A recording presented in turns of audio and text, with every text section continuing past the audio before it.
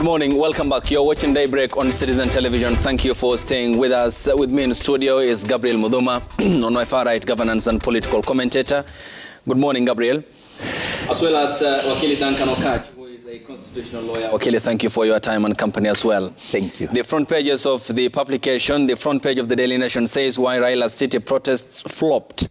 Blame game over yesterday's demonstrations as the Mio protests fizzled out yesterday, says the paper, with the opposition accusing the government of deploying police and goons to scuttle their march. But the authorities say protesters were engaging in hooliganism and destruction of property. The Standard says Raila calls for more demonstrations as talks stall. The opposition leaders said they'll be back on the streets tomorrow on Thursday, accusing the government of withdrawing their security and lying on the cost of maize flour. The announcement came as the governor sought to break the Raila-Ruto impasse. That story is further highlighted on pages number 6 and 7 of the publication.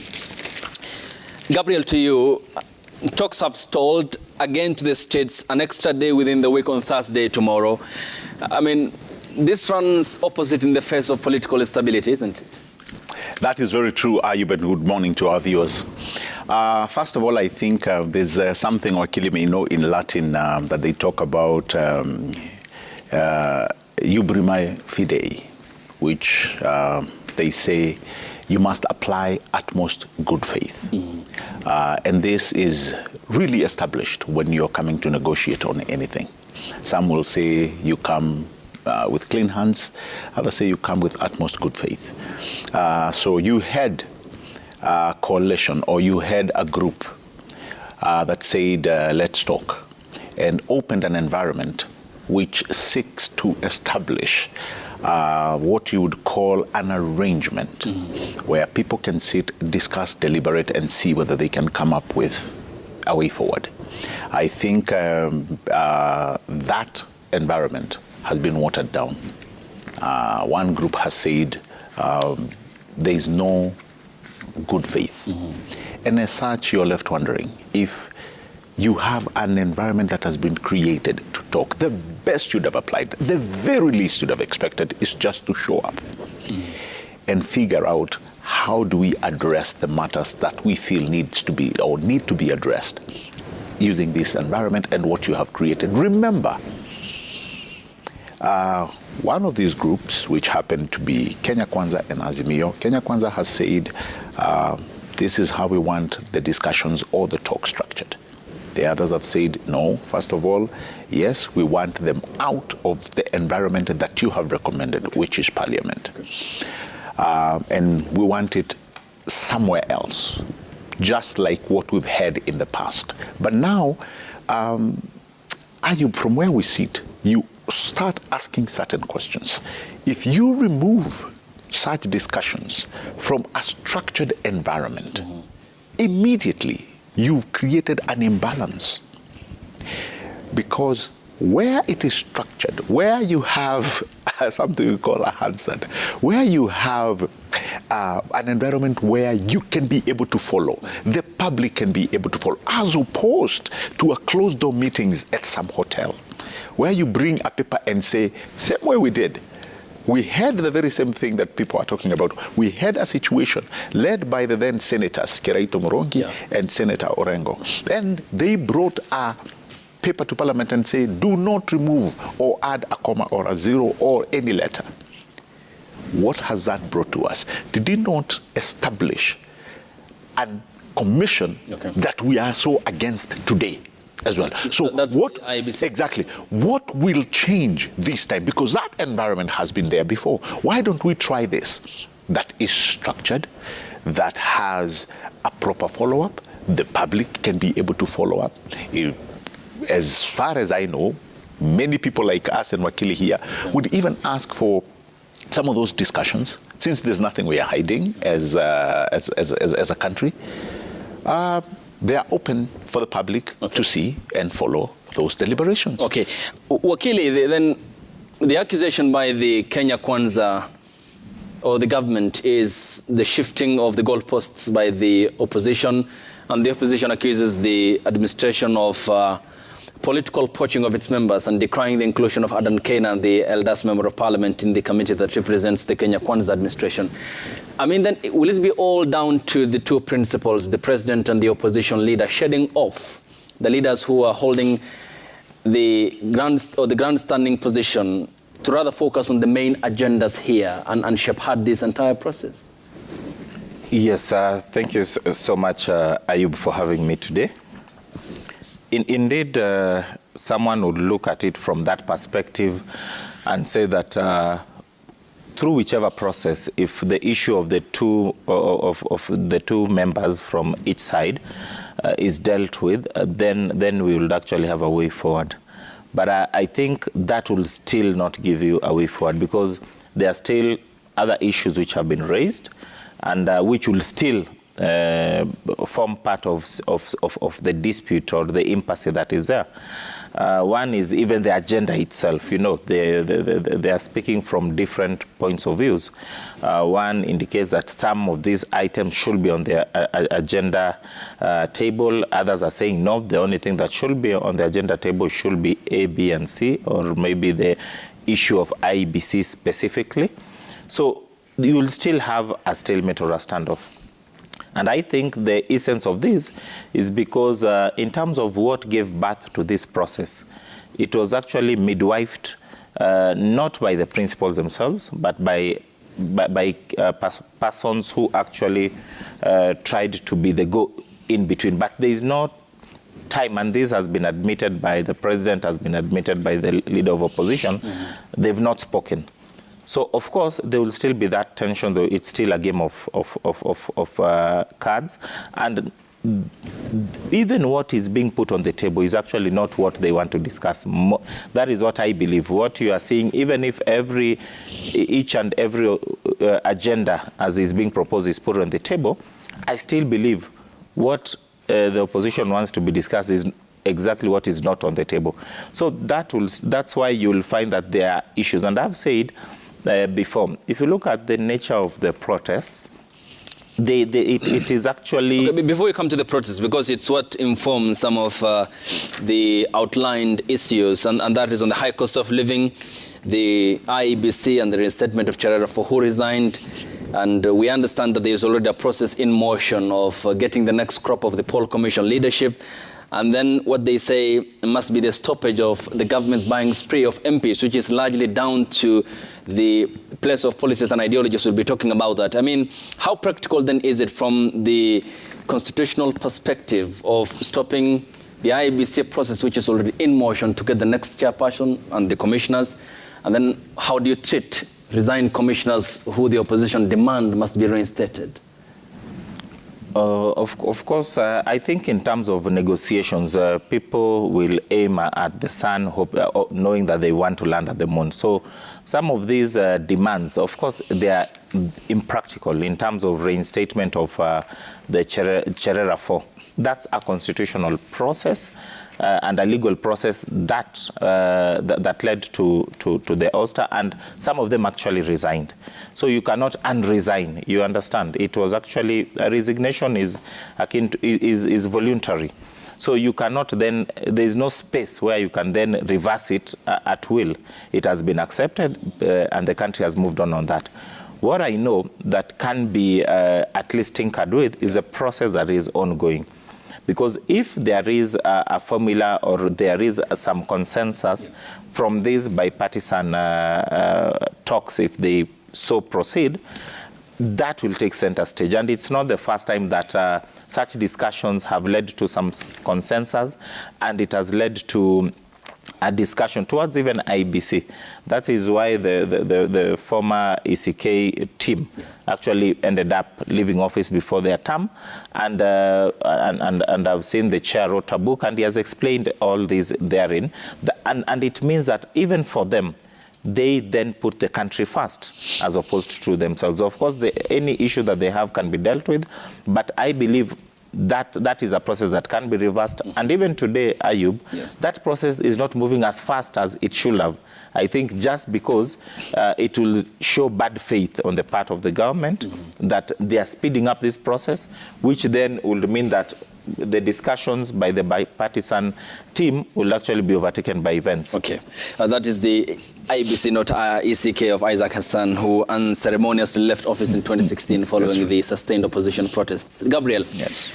And top on the list of what the opposition demands is what's a common denominator. It's the high cost of living. Correct. Affects all of us. Correct. It isn't just an opposition-driven aspect. It also affects all Kenyans. But you have an opposition pushing for that, and at some point during the campaigns, rather not paid so much interest in it when the former Prime Minister and Martha Karua were called upon on the issue of the high cost of living, which the opposition principal said, acheni kubweka on the high cost of living. At the time also, the then Deputy President and the UDA presidential candidate, William Ruto, denied the effects of and the consequences of the war in Ukraine on the food chain across the globe. Correct. Here you have a political establishment that's rather punching the Kenyan public on the face and taking them for a ride. When can they change course and focus on what's of significance to the Kenyan populace? Ayub, another great question. But let's start by what you've actually talked about. One, key among them, that this is a global phenomenon. I was actually looking at the geopoll sometime 2 weeks or 3 weeks ago, and how this high cost of living has actually dented many economies, not only in Kenya. South Africa is actually probably grappling with the same issues that we are grappling with. And it's only South Africa alone. Nearly almost all countries in Africa are the same. Here we are not even talking about other nations outside the continent, even though if you look at the geopoll, everybody is talking about some of the effects that some of the, what you call the geopolitics, have brought all of us to this table where the cost of living is high. Now, I think to better address that issue that we're talking about is that it did not happen yesterday. Yep. Neither did it happen a year ago. There are certain factors that have led all of us to be where we are. Yeah, and it is very easy to blame an individual or a leader. You can blame the president, you can blame the opposition, but the truth of the matter remains that this is a global phenomenon that has happened, that we must address as a matter of supreme urgency and importance.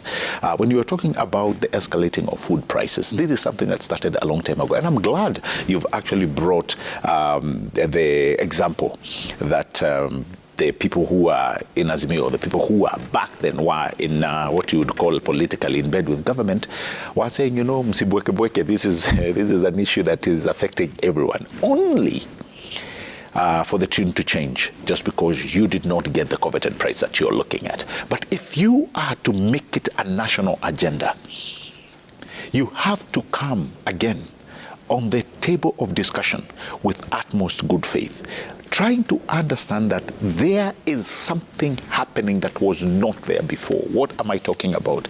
You're talking about the rainfall. They are here. And you know very well, for the past 4 years, if we were to put it correctly, if we were to be honest and have an honest conversation, you would realize we have not been having enough rainfall. Now the rains are here. You can expect some of the staple food that we have. You can expect the electricity cost to go lower. I mean, it's common knowledge that every time we do not have enough rainfall, due to our dependency, high dependence on hydro, electricity the cost of electricity, which sometimes in turns affects the cost of production, will go up as you know, as something which is it's something which is balancing to the effect that our dams are going low, and so we resort to using the diesel generator, which are very expensive to run.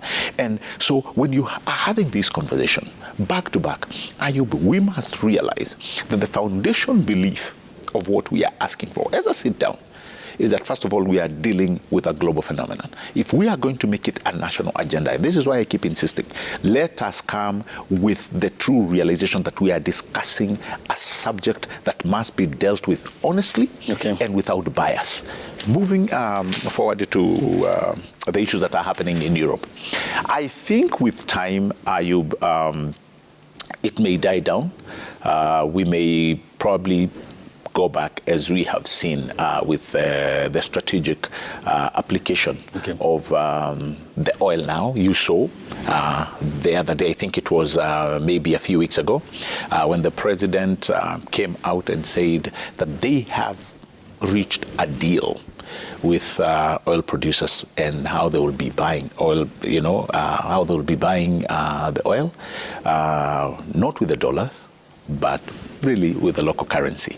We are yet to see how that will work, but if it does, that's a genius move, because that just tells you now that you expect either to arrest the pricing and the costs that are going high, or you expect them to come down. So I think as much as we agree something is being done, we must always revert back to honest discussions and honest debates. Okay, Wakili, and you said that blame game, I mean, responsibility falls somewhere.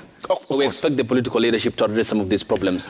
And you realize even the opposition lawmakers who protested yesterday are in parliament, therefore the focus should be on policy as to how they can change the gear towards food production, making the country food secure, I mean, focusing on productivity-led economy. Very good, Ayub, and that is why every person, me and you, any peace-loving Kenya, any progressive mind should actually throw the ball back to parliament where the laws are made.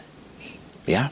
We need to know the kind of discussions, sober discussions that are going on at the floor of the House. What are you people coming up with? We have elected you to think of ways to alleviate, some of these challenges that we are having. Okay. That is why we must always insist for sober debates when it comes to such national agendas. The problem has always been, if we politicize this issue too much, it is very easy for Wakili and myself to think that somebody has fumbled or somebody is sleeping on the job. Wakili, before we finish up on this and focus on what's happening and the jam in the Jubilee Party, more protests the opposition called for. Tomorrow is going to be again back to the streets against the backdrop of visiting heads of states and governments who will be trooping into Nairobi this week, including the German Chancellor Olaf Scholz. And we understand also the Japanese Prime Minister. Yesterday, the Canadian Foreign Affairs Minister met President William Ruto. I mean, what will this then portend for the country's image, which rather seems to be tainted in the face of its peers in the community amongst the community of nations? Yes, I think that's why at a point people are saying we need to put our country first, because Kenya has always been indicated to be the island of peace, And at this particular point where we are having issues, we had issues in Eritrea, we have issues in Sudan. We are still not very certain with South Sudan. So at least Kenya gives that particular balance. But in terms of now the political peace, we do not have that, and we've not had it for quite a long time. And it will be a very bad or sad image that will be portrayed tomorrow in the presence of visitors, when indeed riots will be going on left, right, center. And of course, the eyes of the world will then be focusing on us to the extent of these visiting heads of states and government. So it means that it is better to try and clean up our issues, internally, as opposed to continuing with this issue. And that's why it is important for us as Kenyans to find a solution to this particular impasse that is there, because it is not practical, it's not proper, and you cannot also ignore these particular protests or demonstrations. It will have an effect whether we want it or not, whether we bury our heads in the sand or not. So the sooner that we see leaders, and I think this is where leadership actually can be seen, in such tough times, is when you actually see the mettle or the kind of leaders that we have. Because ideally, at this particular point, we cannot be in corners championing and supporting when the effects are actually very, very clear to the common man. And eventually, when it comes to the international play, it is our image that is actually being destroyed. Gabriel, let's focus on the story on the Daily Nation on page number 8. The battle for the control of the Jubilee Party escalated yesterday, says the paper, after a faction allied to President William Ruto kicked out former President Uhuru Kenyatta as the party leader and replaced him with nominated MP Sabina Chege. This while threatening to expel him altogether, but his camp dismissed the All-Stars null and void ab initio. That story is also covered on the Standard newspaper on page number 5. Sabina replaces, says the paper, Uhuru in Jubilee leadership coup that is also covered by both papers. I mean, why the sudden difference between what President Uhuru Kenyatta, then Deputy President William Ruto, promised Kenyans as a party that will have an outlook of a national composition, today appear to be disenfranchised? First of all, when you talk matters Jubilee, sometimes I think it's so unfortunate that this can happen to one of, or what some of us thought was one of the most progressive parties of the future, or coalitions, if you will. A few years removed, this party, even before we enter to the discussion on what happened or who is being dropped or who is being kicked, at one point had a near supermajority in the National Assembly. 170. Yeah, can you imagine? Led in the county assemblies, number of senators, if you look, governors, women rep. And today we are discussing the same party that after the 2022 elections has a paltry membership or leadership in parliament less than 30, 28 to be specific. And it just actually drives you to wonder how easy or how fast faith can erode in a particular party if you don't put your house in order. And I think this is what is happening to Jubilee. The mere fact that they never put their house in order. There was a time members were crying for, to ask the top leadership, let us have a NEC meeting, let us have a meeting. No meeting was coming along. And so if you do not harness, and there's some other things, there are things we learn here and there. During the height of Jubilee, they were all over trying to see how ANC of South Africa is being run. They went all the way, some members went all the way to China to see how the Communist Party of China is being run, how they are able to administer such, good governance or whatever they call structures to be able to run such a huge party. But now when you look at it in foresight, you realize some of the major mistakes that they've done really was actually drained to the very same facts that they are fighting today. So here you have the top echelons or the leader of the party, who happens to be the former president, the immediate former president of this country, who is now really fighting for the same space with some of the junior members back then, who at one point could not have raised a finger. And this is sometimes why I keep insisting. There's a lesson we learn from past leadership, which says that sometimes the credibility of your term or your credibility of your existence as a leader must always be superior than the longevity of it. Meaning that I do not see any reason as to why. And if I was to be asked, what would you tell the former president? I would tell him such things you do not need to be even entangled with. As somebody who has served Kenya, and many people say you did your part and you did it well. Some of these things you just ignore and move on. Because what we expect, Ayub, and I don't think it has started. It will be a push and pull. Before the expectation and what appears to be the friction amongst members of the party, I mean, was it all then principally based on the foundation of the party leadership, in this case the personalities, while not focusing on the structures which ought to have strengthened the party past the president and even the former deputy president who is now the leader of the Kenya Kwanza Alliance? I mean, was there more focus on the principles than the very foundation that ought to have anchored the party? Oh, definitely. Definitely. You see, they say when you lead well, when you lead without bias, when you lead people properly, when you lead people peacefully, in a manner that is being understood and where you are caring for each and every member, your followers will definitely follow you with the same arrangement that you lead them. If you lead them through chaos and through silos, this is bound to happen. And I believe this is what has happened. The top leadership of Jubilee Party at some point fumbled, and they fumbled very badly. Within the party, most of them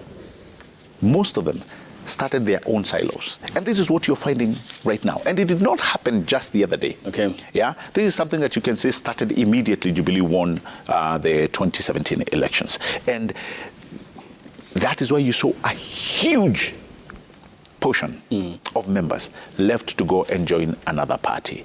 If you had the leadership of Jubilee back then, if their pulse was straight within the party, all these things would have been sorted. Okay. But I think at some point they fumbled, and this is the price they have to pay. But Wakili Dan Okatch, why then do you think might have informed or prompted the sudden descendancy from stratospheric political heights for the Jubilee Party to its current status?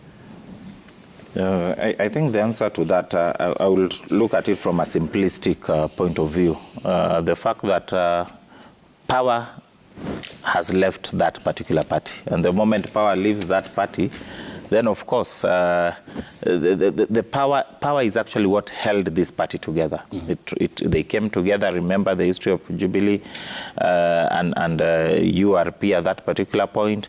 Later on, there was discontent, and eventually the moment another party actually, or another coalition took over in terms of the elections, of course, this party was so used to power, especially when the fact that now the person in leadership is no longer powerful. You do not have that muscle to deal with it. And it is the norm in all parties. I don't think it is, you can just isolate Jubilee and say there's something they did so wrong.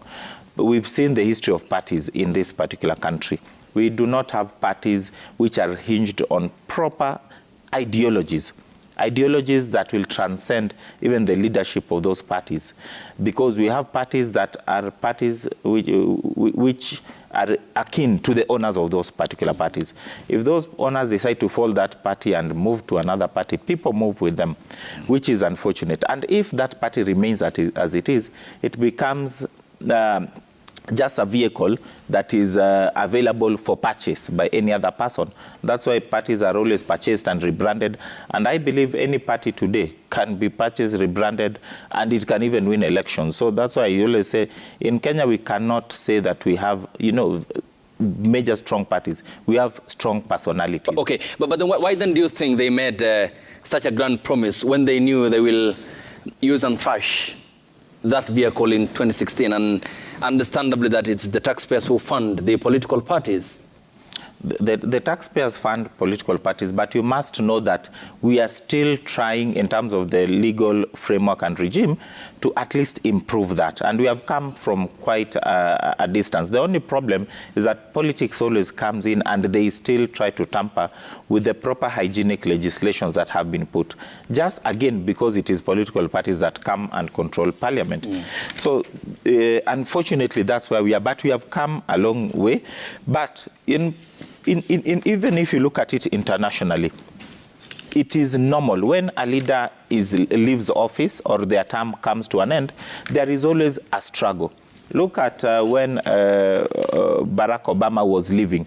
For you to actually know that who will, from that particular party, take over, it was a struggle. It is normal. There is fallout here and there. It is normal. Even in our neighboring country, Uganda, you can see there's already some issues in terms of who will succeed within the party that has been there for ages. So that struggle will always be there. But unfortunately, if the parties are not hinged on ideology, you'll find that people will just move to the next available vehicle. So that party just becomes, a vehicle to the next agenda. But we should strengthen parties, and I think that's what I see the president of this country trying so hard to maintain. And I think that's why he actually fought so hard for Jubilee to remain as Jubilee during that time, because they wanted it to transcend this particular leadership. It has not worked. Of course, Jubilee is a shell, but now as we look at it, we have had parties like KANU, which ruled this country for ages, but now it's just a moribund party there, but still in existence. And it can always be revived, that I know. So it's for us now to see whether, because there are already talks that even ODM, as it is already now changing, I think, to MDG or MDC. There's a movement that they are coming up, and we've always seen that transformation. Okay. But it is important for leaders to create parties that will outlive them in terms of strength. Okay. That's the most important. Wakili, it's evident parties have been created. It's the leadership that seems to be the problem. Correct. And the cause of the stagnation of parties, which are hinged on politics and ideologies. And Gabriel, I came to you on that. One of the demands that the opposition has to the government is to put a stop to MPs buyout spree, according to the Azimio coalition political party. I mean, but an MP drives himself to State House or whatever to meet the president of the day and the present government or any other government. How then can you stop the conscience of a grown-up in the status with the status of an MP? And is this perhaps, again, another effect and the consequences that personalities are having on the conduct of parliamentarians in not focusing on priority items that affect the Kenyan people and rather go by what the party leadership says, even if that is opposing a motion that might lead to job creation, ending corruption? I mean, how then can we treat all this disease that seems to be having the mutating effect within the political establishment? Another great question, Ayub. Let me tell you, first of all, I think I've always said when it comes to matters party leadership, it all rises and falls, just like in many institutions with leadership. And I think sometimes the con of politicians actually manifests itself better when you have an environment like the one you're explaining. It is okay for my party leader, and this is the con I call on politicians, to try and push an agenda so that he can meet the head of state. But it is wrong for a sitting member of parliament or a governor who belongs to their party when they push to meet with the same head of state. Albeit the fact that this is their leader as well. You see, that's a little bit connish. In that, if you're my party leader, it would be okay for you, even though you're in the opposition, to look for a framework to meet with the leadership, the head of state. But when I do it because I belong to your party, it becomes that I'm a sellout. You see, it's a con in leadership sometimes, and I don't think it's the right thing. That is number one. Number two, I don't think I have ever advocated, and I'll never do this, for people who are elected to follow robotic instructions. It is wrong. As a matter of fact, you have your own mind. You have your own conscience. You know what your people need. And at any given time, if it matters to the people that you represent, then by all means, go for it. If that means meeting somebody who is not within your realm of party leadership, then so be it, because you were elected by the people who are expecting several things from you in matters probably in terms of development and what have you. The question which must again transcend our smallness is, Ayub, that if there's a debate on the floor of the House and it does not augur well with the people you represent, and you have a party that has taken a position, which you know very well that their position is fragrant to the people that you represent, that is a law you should not follow. Because at the end of the day, if you are in tune with the people that you represent, they really come first. Yes, we all agree that you're, in a way, you're tied to your party through certain laws, whatever you may call it, or party guidelines, whatever it is. But I think the people who must come first are the people that you represent. Okay. I'll give you an example. Before the example, Gabriel, three components here. But the constant factor in this equation are the Kenyan people. Correct. Therefore, whatever your party leader says or the leadership says must not override the priority issues of the public. Correct. Because they fund that very political system in terms of the political parties fund, in terms of the salaries of these politicians, in terms of how parliament runs, and the government of the day. Totally. But that hasn't been the case. Therefore, it cannot be excuse for politicians to abandon the Kenyan people at the hour of need. I agree.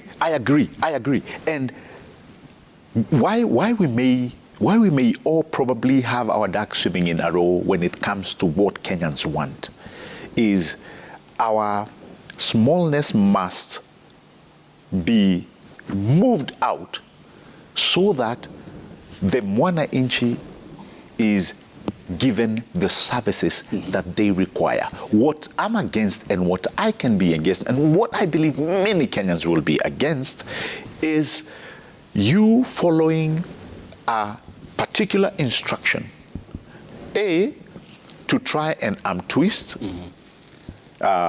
leadership, or to try and gain advantage selfishly and thereby telling your people to vote a certain way, even though you know it's at the detriment of the people that they represent. That is morally corrupt, all right? So I think it is only fair that the people who voted for you, when they have needs that can be solved by mechanisms that are without your party, then you do what is right and what is morally correct. And which is the priority part of what the Kenyan people want. We'll come to the question about the Chinese question, how they plan to copy the Communist Party of China model, which celebrated 100 years in 2021 with over 90 million membership. Xi Jinping, the structures there, and we'll talk about the ANC and the peer parties of KANU and the ruling former party Jubilee in Zimbabwe, that's ZANU-PF, and also in Tanzania, the ANC, the Chama cha Mapinduzi. Wakili Danokaj, we talked about the overwhelming focus on the party leadership at the top, which has had effect on the downward next itemized issue, which is parliamentarians who seem to be hell-bent on addressing issues of the top leadership rather than the bottom, who are the people. And then the people themselves are now bearing a responsibility at the ballot when it comes to electing people with integrity, good record in public service, which seems to be a distant far from the practice we have at the moment. There are some political parties who command support in some regions, and when you get the ticket, despite your integrity, despite who you are, then that's as good as election once you're done with the nominations. The public also have a responsibility, is it, of the leadership we have at the moment, who seem not to be so emphasized on the need of the same very public. Ayuba, it is always, there's an old adage that says, you know, you get the leaders that you deserve. And that's why people are given the right to choose. And if they decide to choose Barnabas, so be it. You go by that. So, and you cannot thereafter complain. So at this particular point, we cannot then complain in terms of the caliber of leaders that we have elected, because as a society, that is a representation of who we are, and the majority will always have their way, the minority will have their say.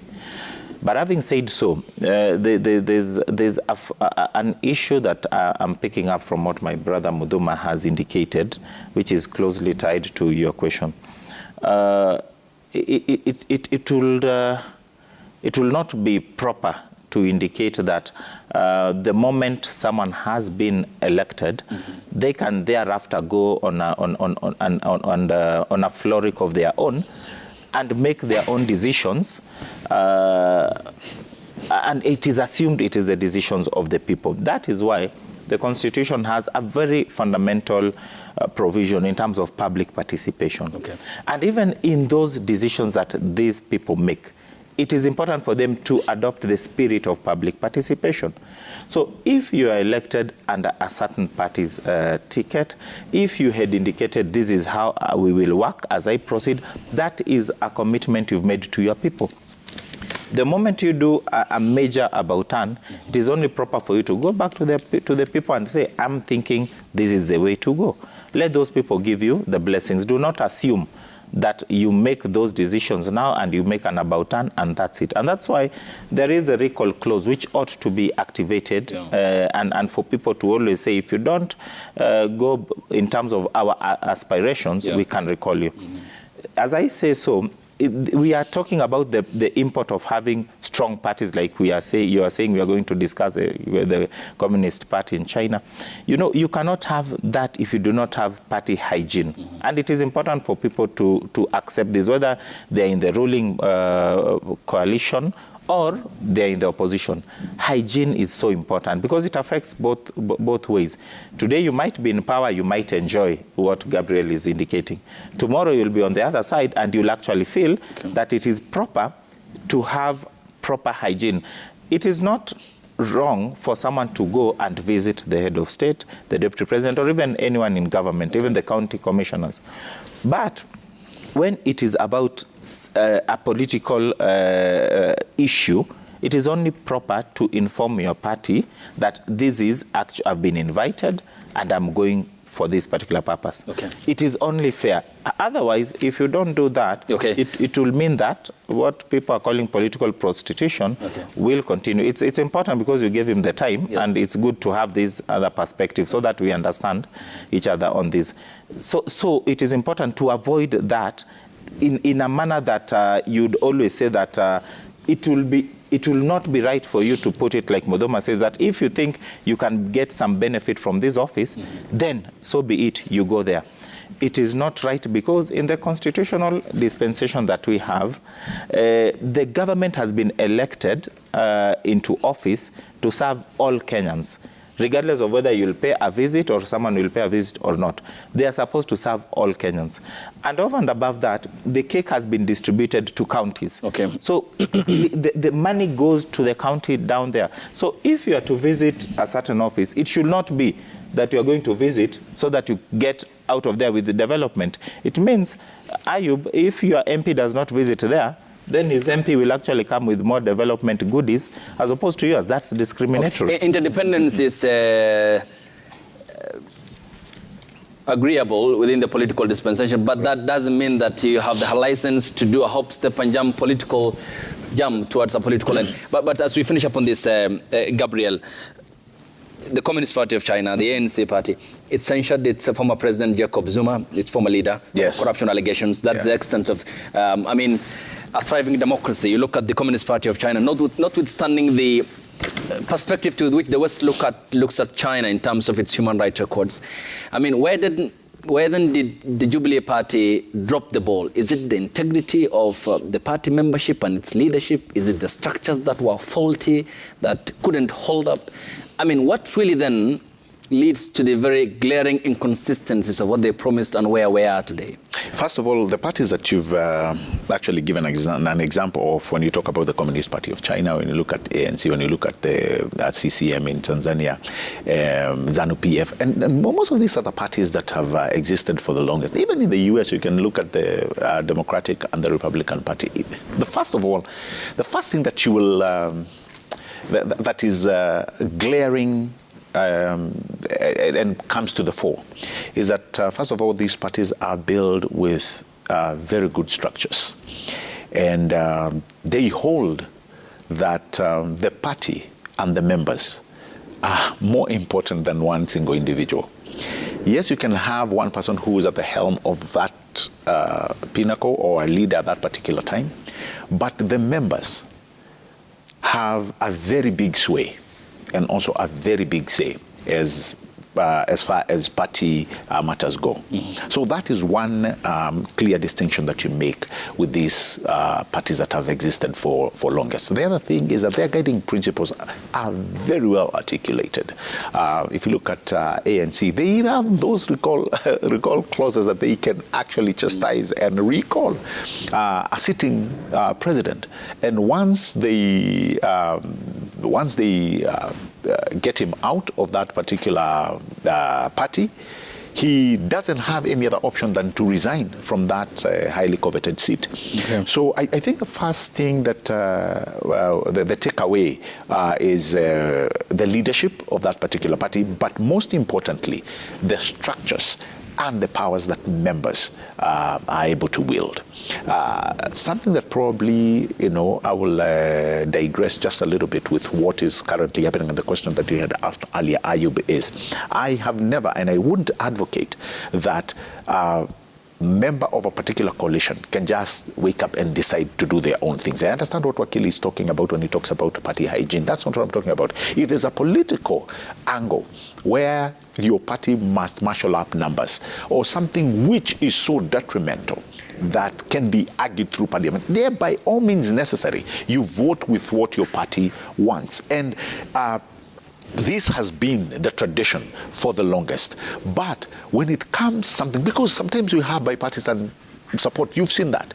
You know, people are called to vote a certain way because of a particular agenda, which sometimes may actually be regional. Okay. I am saying here you can have a particular members who come from one area and they are voting for a certain thing. They may actually be from different parties. Thank you. But because of the kind of change and transformation they want in a particular region, they vote in one side. Thank you. Now, that is not to say that they must vacate from their the parties that brought them to parliament. Thank you. Who are the people in this case? Yes, Wakili, as we finish up the final comments. Going forward, then, we have the president at the moment has been a member of KANU, then ODM, URP, Jubilee, and now a UDA party member. You look at the former prime minister, he was a member of KANU at some point before forming the ODM party, and at the moment still holding some ground since the referendum in 2005. Applies also to members of the political establishment as well.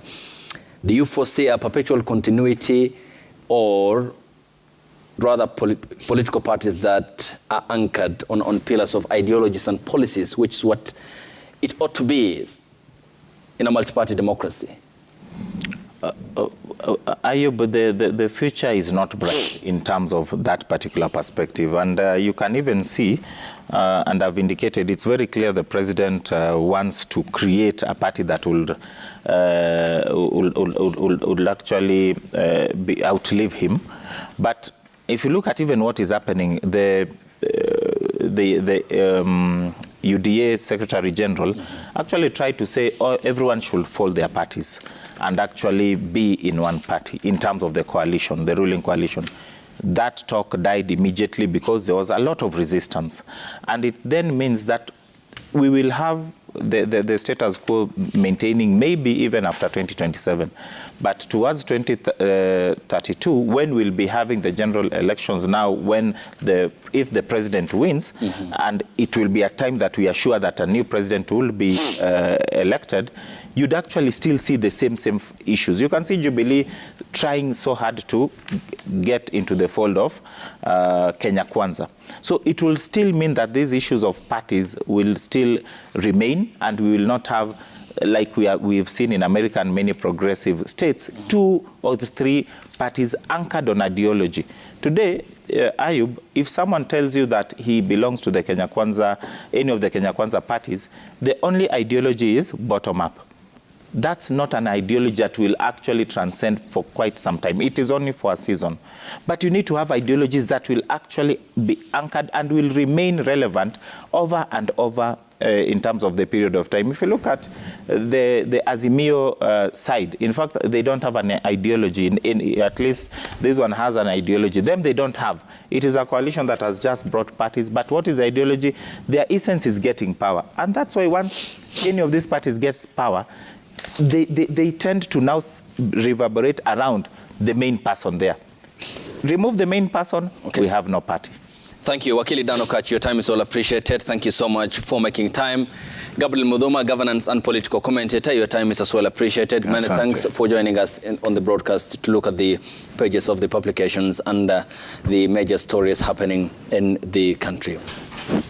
When we get back from the break, we talk to the Principal Secretary at the Ministry of Foreign Affairs on the status and the assessment of Sudan, the evacuation done by the government, the regional stability progress Kenya is taking part in terms of extending its military and diplomatic leverage to stabilize a region that is rather turbulent, and also what's happening in the Democratic Republic of the Congo, where Kenya has forces, and what seems to be a 3-pronged foreign policy approach, and also a changing world from what appears to be concerns into the encroachment of multilateralism and a focus on unilateralism. Kenya's place among the community of nations after serving as a non-permanent member of the United Nations Security Council. All that after the break with the Principal Secretary at the Ministry of Foreign Affairs, Dr. Abraham Korir Sing'oei. Stay tuned.